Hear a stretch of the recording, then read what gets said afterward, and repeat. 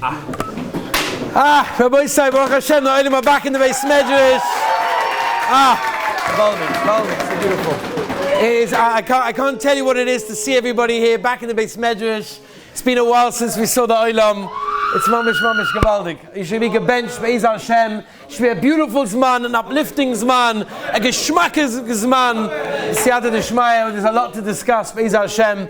We're going to discuss this Zman in a few minutes, but I just want to mention an idea before we get to talk about this specific Zman, of course, that we have to discuss in detail, but just a couple of things that I want to mention first. There's a question which I don't know if the Olim remember. I mentioned on the daily Shiurim chat that there's a shayla in the Rishonim why we don't make a shechiyanu on the mitzvah of Sefira So'ima. The mitzvah of Sefira So'ima is where we're holding right now. It's a gavaldige mitzvah. It's a shayla, it's one big mitzvah, or it's different chalokim of small mitzvahs put together, whatever it may be. Why don't we make a shechiyanu? The din is that whenever a mitzvah comes, every so often, right, mizman lezman, like a yonta, for example, or for example, when you buy something that's very, very special, that doesn't happen all the time, you make a shechiyanu. Shechiyanu v'higyonu lezman hazeh. That's what we're saying. We're saying that thank the Rabbeinu Shalom for being here now, which is not happening all the time. So Sefira So'ima happens once a year. It's 49 days once a year.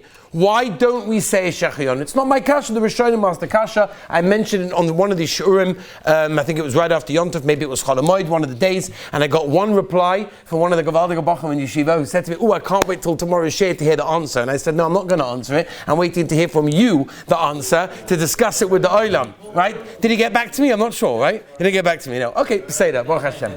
Good. So let's discuss one answer. Many different Rishonim ask the kasha. Many Rishonim answer it in different ways. I want to give you one answer from the Radvaz.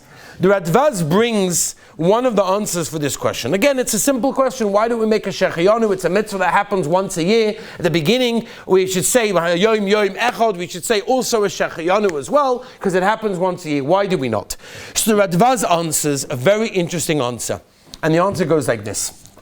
Says the Radvaz that the entire mitzvah of Sefira So'ima is only a hachana for another mitzvah.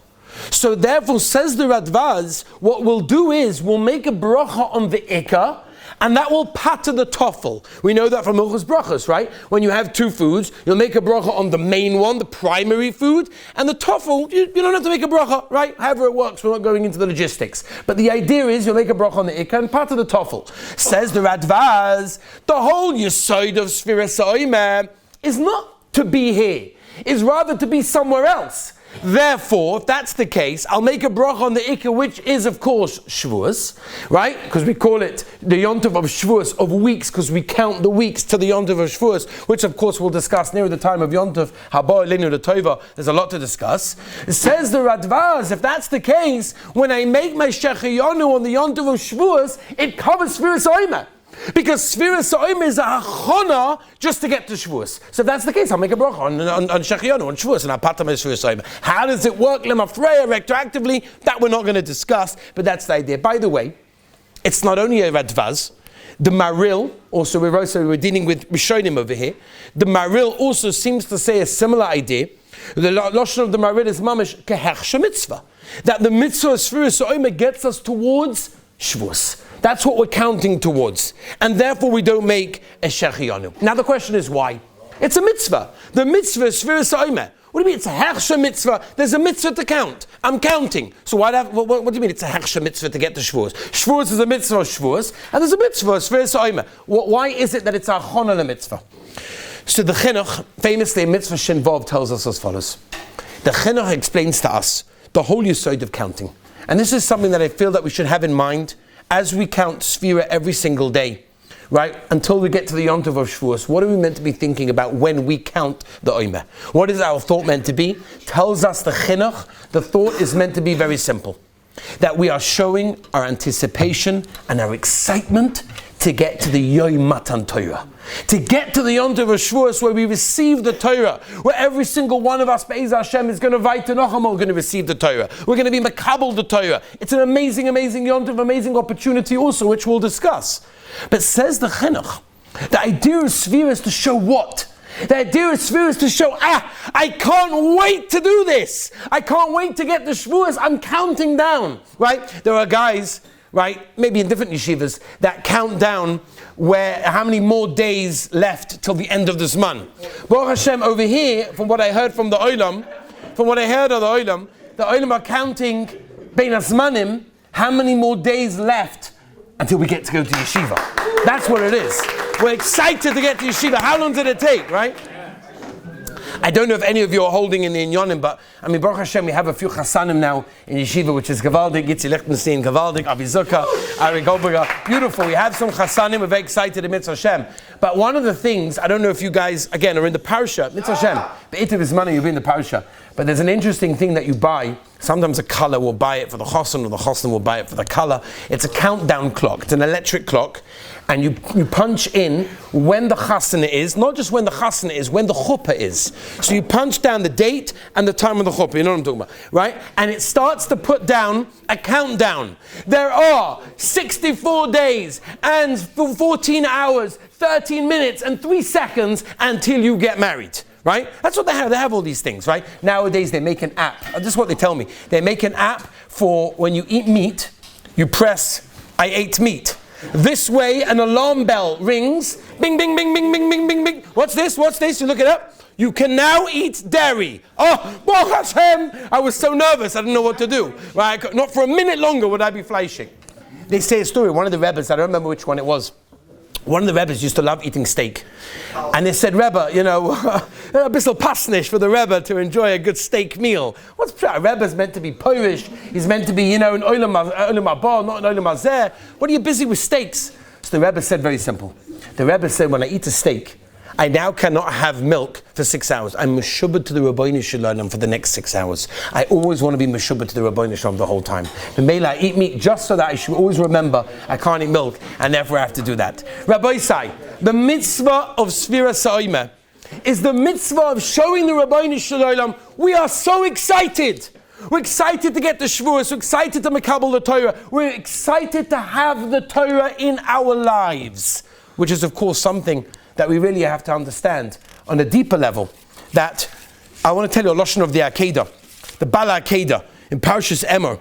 The Bala Akedah writes, and he writes when he talks about this mitzvah of Sefira Sa'imah, he talks about the idea that if a person shows the excitement, the waiting, the anticipation for Kabbalah Torah, says the Bala Akedah, it opens up the Oitzrim in Shamayim.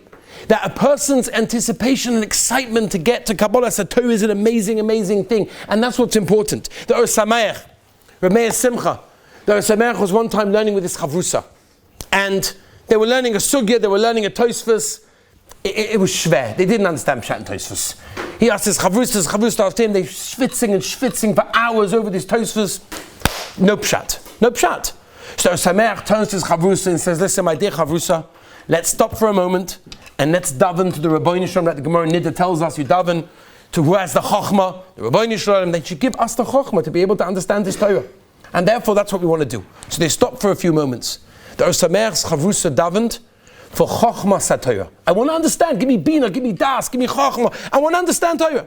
The Or Sameach made a different nusach tefillah. The Or Sameach davened for Ava Satorah, for the love of Torah. Bit interesting, because they were looking to understand the Tosfos. So they closed it up, the Siddur, went back to the Tosfos, they learned it again, boom, all of a sudden, Siyata Dishmaya. They were able to understand Tosfos, they jumped up and down, they were dancing, it was Gavaldik. After they finished, the Chavrusa said to the Or Sameach, Rebbe Or Sameach had a kasha for you. I davened to understand the Tosfos, I davened for Chochmah, I understand, I need understanding, I want to understand the Tosfos. You davened for Avas HaTorah. Why do you daven for Avas Torah? Love of Torah. Now's not the time. We're sitting 2 o'clock in the morning. We've been learning for 18 hours straight. Like, you love Torah, don't worry. So there are some Sameach, I want to explain something to you. And he gave him a beautiful mashal. Rabbi, so listen to this mashal. He said, if I have a mother of a young baby, and the mother has to go out, she has an appointment with the doctor, a very important appointment, she has to leave the baby by the neighbor. She has no choice, it's an hour, she'll be back quickly, she has no choice, she can't take the baby with, she just knocks on the neighbor's door, says, do me a favor, would you take the baby for me? The neighbor says, sure, no problem, it's only an hour, I'll manage, don't worry, go to the appointment, come back, Shalom, everything will be great. Good. She goes to the appointment. As soon as she leaves and she closes the front door, the baby starts screaming and screaming and screaming, and the neighbor's like, What do I do? So she first tried a baby bottle, that didn't go. She tried to change, the nappy, the diaper, that didn't work. She tried to change maybe the clothing. She tried to do whatever she could, it just didn't work. The baby was just crying and crying and crying. Nothing. An hour later, knock on the door, oh, sigh of relief. She's back. The mother takes the baby, and all of a sudden, the mother chaps that the socks were a bit too tight on the legs. She pulled it down, the baby stopped crying. The neighbor's like, how'd you know that?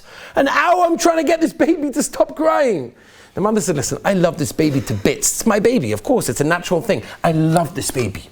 When you love someone, you understand what they need. Zog the Or Sameach, when I davened for Avas Torah, I want the love of Torah. When you have the love of Torah, you understand Torah also. Said the Or Sameach, that's why I davened for Avas Torah.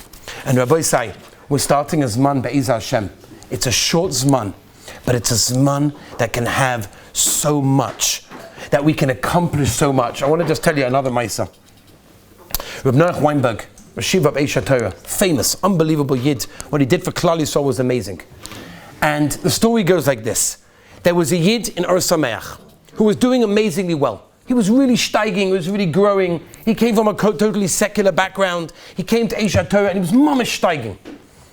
Comes into the Rosh Yeshiva's office. He says, Rebbe, thank you so much for my time here. I appreciate everything you did for me, but I'm leaving. Reb Noach Weinberg said, where are you going? You're in the middle of the journey. You can't just leave now. You're in the middle. What's going on? No. I said, Rebbe, I want to explain something to you. I am one of the top chess players in America. In fact, I'm one of the top 500 chess players in all of the United States. There is a chess tournament that is happening next week. I must go back. I'm a chess player. I love chess. It means the world to me. I've got to go back. So Noach Weinberg said to him, no, my dear Talmud, come on. You're steiging, you're growing, you're Yiddishkeit. You're in the middle of a journey. You can't just leave. So Rosh Yeshiva, I'm so sorry. Chess means the world to me. I have to go. I can't do anything about it. So Noach Weinberg got Siyata Dishmaya. And he said to the guy, I'll make you a deal. I'll play chess with you. I'll play you a game of chess. Here's the deal. If I win, you stay here. You don't go anywhere. If you win, then you can leave. I won't say a word. I won't say a word. I'm not going to say anything else to you. So the guy's thinking, Shiva, like, what a joke. I'm one of the top players in America. What do you know about chess? Shiva said, yeah, fine. Deal's a deal. They sit down and they play a game of chess. And this is a game of chess that's very, very serious. It's a very, very serious game. They're sitting for hours. They're backwards, forwards, schwitzing, backwards and forwards. Eventually, the Rosh Yeshiva Reb Noach Weinberg won the game. The guy was floored. He couldn't believe it. How'd you win? It doesn't make any sense. So Reb Noach said to him, no, you're keeping your part of the deal? He said, absolutely. A deal's a deal. I'm staying here. I'm not going anywhere. So he said to the Rosh Yeshiva, I don't understand. You know I love chess. Chess means the world to me. If I would have known that you play chess and you're that good, we could have played. Like, I was here for so many months. I never knew that you played chess. What's pshat? So Shiva said, I want to tell you something. I've never played chess in my entire life. I don't know how to play chess. But I knew that your Yiddishkeit was on the line over here. And therefore I gave it my all. Rabbi said, you know what that story tells us? The story tells us that when we really recognize and understand that our Yiddishkeit is on the line, everything that we're going to encounter in the future could be saved, could be solidified by what we're doing over here. It changes everything. Rabbi say, it's a short Zman. It's not a long time. It's a Zman of Siyata Dishmaya. How do we know that? Klal Yisrael left Mitzrayim. They were on one of the lowest rungs of Tumah. Within 7 weeks, they were Makabel the Torah. How does that work?